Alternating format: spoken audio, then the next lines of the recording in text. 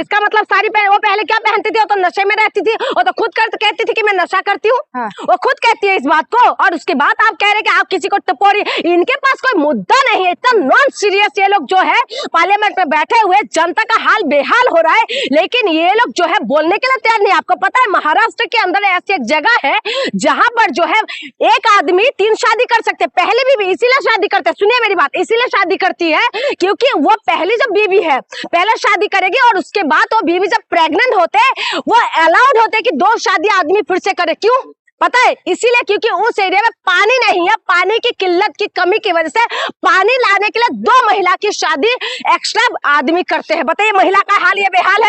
महाराष्ट्र के अंदर किसकी सरकार है? वहां पर पानी का व्यवस्था क्यों नहीं कर पा रहे हैं? बोलती है जो सच होता है वही बोलती है, सच नहीं होते किसी के लिए भी हो। देखिए कंगना रनावत एक अच्छी एक्ट्रेस है, इस बात के लिए कोई नकार नहीं सकते कि ऐसे अच्छी एक्टिंग करी है, अच्छी एक आधा मूवी उन्होंने दिया है जो मुझे पसंद आते हैं। लेकिन एक सांसद का एक काम होता है कि उस एरिया के जितना भी लोग हैं उनके लिए वो काम करे। दूसरी बात यह है कि संसद भवन में जब बैठ के बातें करते वो कहते कि हमें डर लगते हो राहुल गांधी से, डर लगते। राहुल गांधी बलात्कारी है क्या? हाँ, प्रज्वल रवन्ना के लिए तुम्हारी मोदी जी जाके जो है वहां पर वोट मांग रहे थे, उसके लिए आवाज क्यों नहीं निकलते?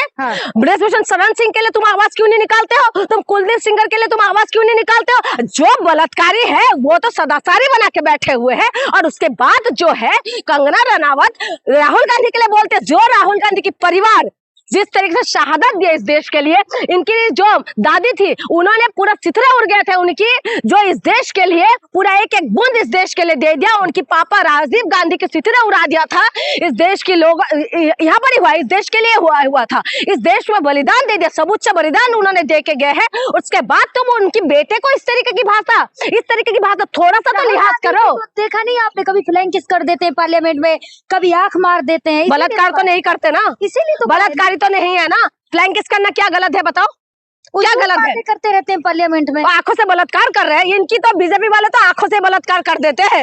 इनकी तो हालत ये है, आरोप लगा रही है संस्कारी लोगों पर। अच्छा संस्कारी है। इनके हजारों उनका उठा के देख लो, पता चल जाएगा कुलदीप सिंगर किसका है, ब्रजभूषण शरण सिंह के ऊपर क्या आरोप लगे हुए थे।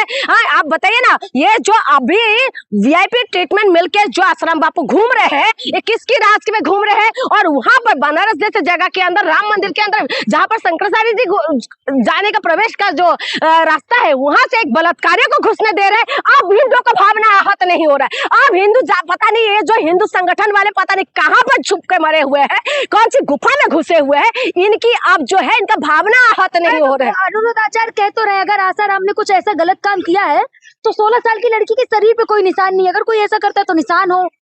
अनुरुद्धाचार्य वही है ना जो कह रहे कि महिला जो है 25 साल की महिला 4 जगह मुंह मारते हैं।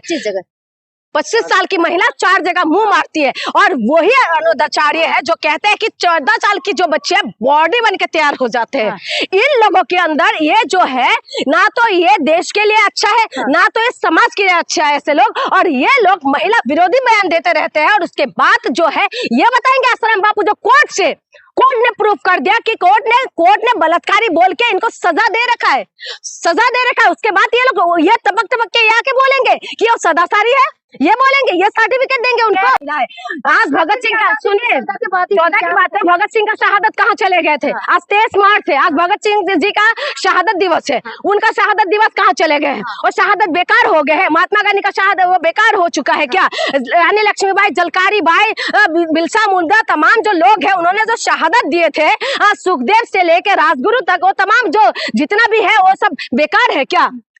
बेकार है क्या? इन्हीं की महामानव मोदी जी ने जो किया है, जिसके एमसिम फाइल में जिसका नाम है, और उसके बाद वो आके बताएंगे जिसको 14 की बाद जिसको आजादी मिलता है, जिनकी आजादी को एक गाली देने का काम कर रही थी। तो आपको लगता है कि ये जो है ये सही काम कर रही है?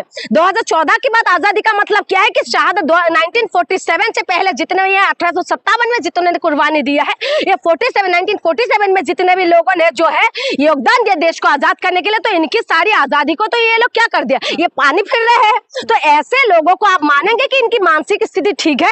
तो इसीलिए मैं कह रही हूँ, कंगना रनावत एक महिला है, आप एक महिला है, मैं भी एक महिला हूँ, देश की नागरिक है, लेकिन आपके पास पावर है, आपके पास पोजीशन है, आपके पास फाइनेंस है, आप सब कुछ कर सकते हैं, आप इस देश की उन्नति के लिए बहुत कुछ कर सकते हैं, क्योंकि आप सांसद है। कानून बनाने में भी आपका बहुत बड़ा योगदान रहा है, क्योंकि एक सांसद का पावर होते हैं, क्योंकि आप पार्लियामेंट में बैठे हुए। लेकिन दुख की बात यह है कि हम जैसे महिला आवाज उठाने पड़ते हैं, इस बटन को जो है जगाना पड़ता है, मुर्दे हुए दिलों को हमें सांस भरना पड़ रहा है। ये दुख की बात है कि आज की डेट में हम जैसे महिला आगे आके हमें बोलना पड़ रहा है। और आप जैसे महिला जो है, जो हिंदी अच्छा बोल सकते हैं, आप जैसे महिला जिसके पास पूरा पावर है, लेकिन दुख की बात यह है कि आप जैसे महिला इस तरीके की बयानबाजी देते हैं, जिसकी वजह से देश के अंदर जो है मेन मुद्दा है उससे भटका के तो सिद्ध होता, निशान होते उसके शरीर पे कहीं अगर कुछ। सुनिए, ऐसी बात है, इनका डिफेंस करने वाले आगे हैं। पहले एक इंटरव्यू में पूछा गया था उनका धीरेन्द्र शास्त्री को, तब भी वो इस तरीके के बयान दिए थे कि वो भी ठीक है, ये भी ठीक है, इस तरीके के बयान देता है। उसके बाद अभी जो आप बता रहे हैं अनुराधाचार्य भी ऐसे इस तरीके से बोल रहे हैं। इनकी मानसिकता महिला विरोधी है, जो मनुस्मृति को मानते हैं, ये लोग महिला विरोधी बयान देते हैं, उन्हीं के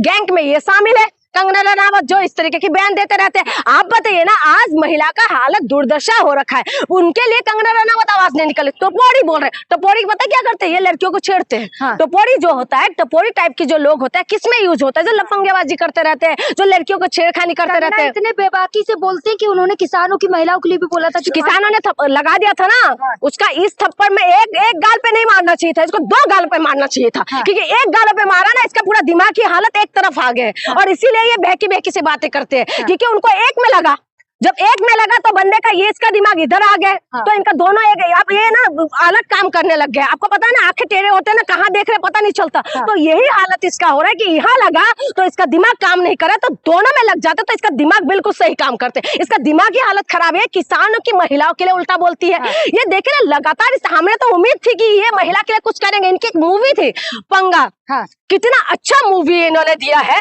जो मुझे बहुत पर्सनली बहुत पसंद है। फैशन भी था, लेकिन पंगा अगर जो मूवी है वो बहुत अच्छी मूवी है। मोटिवेट करते हैं महिलाओं के, मोटिवेट करते हैं कि शादी के बाद महिला कैसे आगे बढ़ सकते हैं। लेकिन ये जो धरातल के अंदर जब ये आती है सच्चाई तो उल्टी सीधी बोलती रहती है। इसीलिए मैं कह रही हूँ, किसान जितना भी महिलाएं है ना, वो जो जिस तरीके से उनको वो एयरपोर्ट के अंदर मारा था ना, 2 एक लगा दी थी, इधर भी अगर कास्ट लगा देती तो शायद इस तरीके की नहीं देती, उससे ही बचती। लेकिन उनको कौन क्या समझाए, ये समझने वाली है नहीं। इनकी जुबान है कि इनके ना हाथ है ना पैर है, बस ये जो मर्जी वो बोले। और विपक्षी नेताओं के लिए बोलना तो बहुत इजी है। आज विपक्ष को तो कुछ समझते नहीं। ये जो राहुल गांधी जो है, ये विपक्षी नेता है, ठीक है, राहुल गांधी विपक्ष का नेता है, और राहुल गांधी के लिए इस तरीके की बयानबाजी कर रहे हैं।